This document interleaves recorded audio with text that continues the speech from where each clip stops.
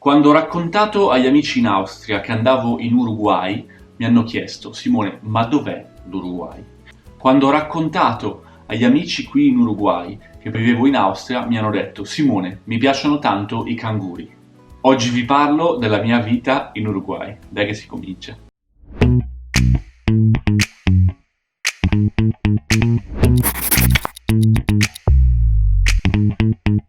Ciao a tutti, benvenuti e bentornati. Io sono Simone, amo le lingue straniere, le uso per viaggiare per il mondo e per lavorare come project manager e su questo canale parliamo di come imparare le lingue da autodidatta. Il video di oggi è chiaramente un po' diverso perché parlo dell'Uruguay. Ne ho già parlato nel podcast, però ho pensato di fare anche un video in cui parlo un po' della mia vita a Montevideo in generale. Innanzitutto in tanti mi chiedono: perché l'Uruguay, Simone? Ma semplicemente perché non ci ero mai stato. Sono stato tante volte in Sud America, sono stato in Argentina, sono stato in Cile un sacco di volte, ho viaggiato per la Bolivia, per il Perù, non ero mai stato in Uruguay, ero curioso di vedere un po' come si vive da queste parti e di conoscere un po' meglio anche la cultura di questo paese molto interessante, schiacciato in qualche modo tra due stati molto più grossi che sono Argentina e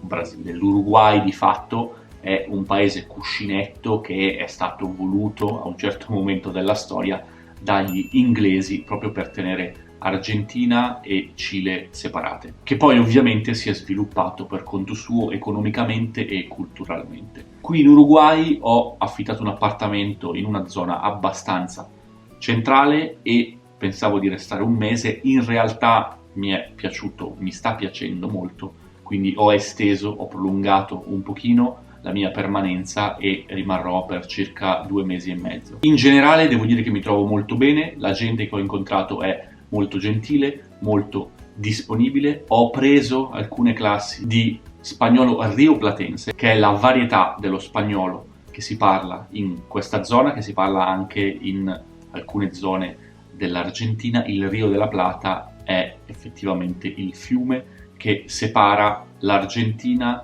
dall'Uruguay e hanno una forma molto interessante di parlare perché usano il vos per la seconda persona singolare e non usano invece il tu, come avviene nella stragrande maggioranza dei paesi che parlano spagnolo. Credo che utilizzino il vos anche, oltre ovviamente in Argentina, dove viene usato dappertutto.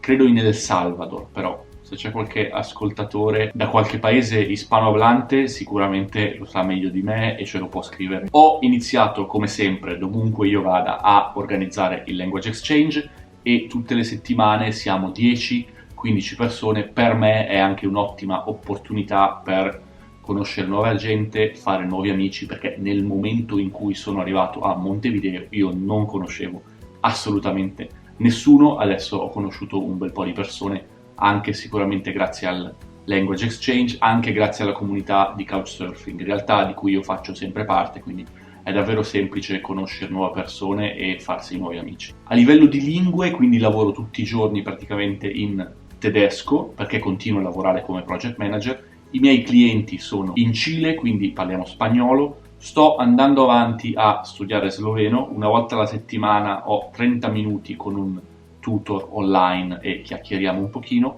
E ho iniziato da poco anche un tandem con un amico sloveno. Lui impara lo spagnolo, io imparo lo sloveno e ci aiutiamo l'uno con l'altro. Facciamo 15 minuti di sloveno e 15 minuti di spagnolo, che non è molto, però sono abbastanza intensi, quindi vanno bene come pratica, diciamo, in più addizionale e per mantenerci entrambi motivati. Sto usando davvero poco il francese perché, a parte un paio di persone al Language Exchange, non ho modo di usare la lingua ultimamente in questa parte del mondo. Ho iniziato a usare un po' di più il portoghese perché, essendo così vicino al Brasile, un buon numero di persone parla o parlicchia un po' il portoghese e ogni tanto c'è anche qualche brasiliano che magari o vive qui, che si è trasferito, oppure è in viaggio. Mi sono anche iscritto alla certificazione internazionale di project management e il corso di preparazione lo farò in portoghese. Ho deciso di farlo in portoghese proprio per darmi una spinta perché ho pensato, beh, sarebbe interessante anche imparare tutto quello che è il lessico, tutta la parte tecnica relativa al mio lavoro di project manager in portoghese, anche in vista di futuri progetti magari in Brasile, quindi ho preso questa decisione. Il corso di preparazione quindi è in portoghese, l'esame finale invece, visto che la lingua ufficiale del Project Management Institute è l'inglese, l'esame sarà in inglese. Il corso è ovviamente online per via del Covid, quindi qui a Montevideo sono decisamente molto più comodo con il fuso orario. Sarebbe stato impossibile seguire questo corso dall'Europa perché lo fanno la sera, orario brasiliano e orario di Montevideo. In Europa sarebbe stato tipo dalle 11 di sera alle 2 di notte, mi sembra una cosa del genere, quindi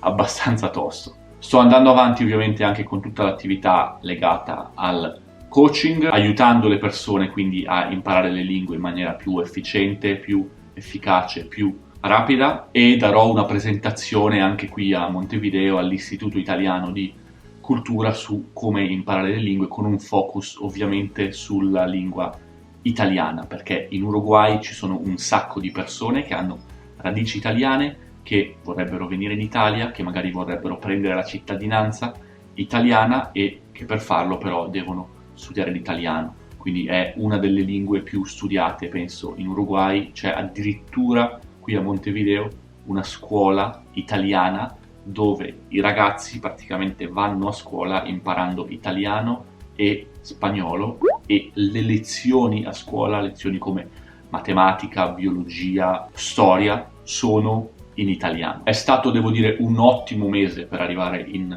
Uruguay, perché io non lo sapevo, ma era il periodo di carnevale, quindi mi sono goduto un po' tutte quelle che sono le feste legate al carnevale, la sfilata di carnevale, ma anche tanti show che praticamente sono avvenuti nell'arco di un mese. Ogni singola sera c'era uno show. Io sono stato una volta al velodromo qui a Montevideo a vedere uno di questi show che vengono chiamati Murga, che sono di fatto dei canti, delle danze un po' satiriche, anche prendono in giro molto spesso il governo. È stato interessante culturalmente anche vedere un po' cosa succede da questa parte del mondo a Carnevale. E sto usando ovviamente i weekend per viaggiare un pochino per il paese. Sono stato a Cabo Polonio e a Punta del Diablo, che sono due posti splendidi, molto vicini al confine col Brasile. Cabo Polonio, ragazzi, pensate, ci si può entrare soltanto